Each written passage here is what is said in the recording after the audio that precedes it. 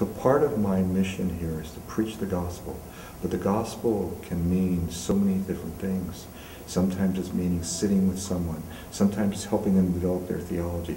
Sometimes it means being present to them in their space. Sometimes it means listening and helping them through a difficult, traumatic time. Sometimes it means encouraging them to know that their dreams will be realized. So there are many ways of doing that. And I think Melhurst University continues that mission, and we're grateful and thankful to be a part of this mission and the Sisters of the Holy Names of Jesus and Mary and what they have shared with us.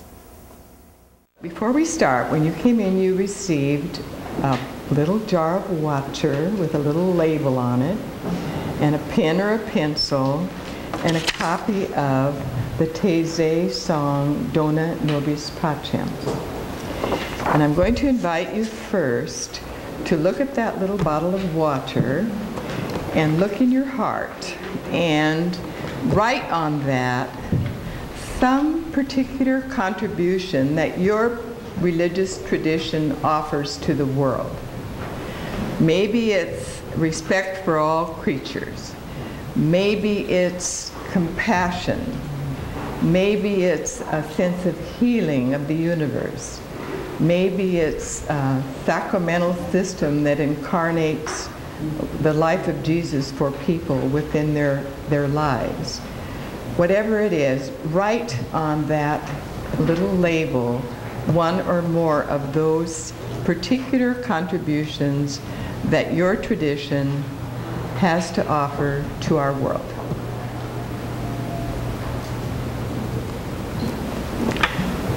Then I'm going to ask that you take your bottle and you give us some of the water in here, mingling with those of the other people and their traditions and their contributions and so forth. Don't pour in the whole thing. I won't have room in the basin perhaps. But anyway, as you do that, pour in a little and sharing the wealth of your tradition with the rest of us. So I'm just going to have you come up and do that. And while we do it, we're going to sing the Taizé prayer. Taizé is an ecumenical community in France that embraces people from all different traditions to live there for a period of time, and actually, ultimately, many become members of women, men, and men who are members of the Taizé community.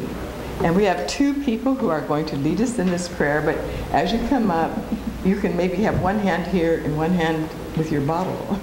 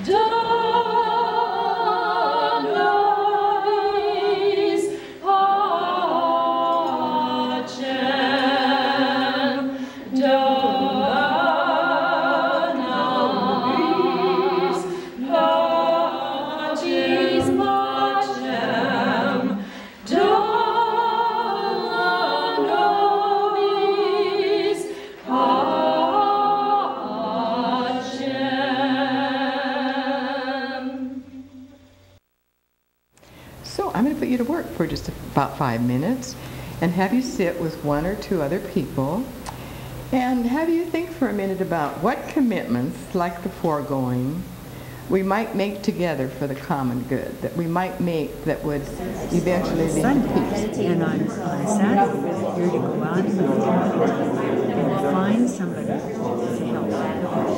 So, you know, it's possible, As part of our curriculum for our young adult group, we went to the nearest city was Spokane, and we attended as many different worship services as we could. So that included a Jewish service, and we were coming from a progressive Christian tradition, so we also visited a Catholic service. We sought out an Eastern Orthodox service, and so the amount of diversity that we have in Portland is really tremendous, and I think that would be something that youth groups and students of religion and philosophy at high school level, that would be an incredible opportunity and would help create a deeper understanding between these divergent faith backgrounds. Well, they do a lot of it because they have a lot of people that don't have a lot of places. Immigrants are coming in now, so they're doing a lot of stuff right there and so forth. So that's true. I just wonder if that model, local communities praying, fasting, saving the resource and donating it to a larger area so that the economy will scale. My daughter, we find students that need things, let me know, so I can do something because I have kids.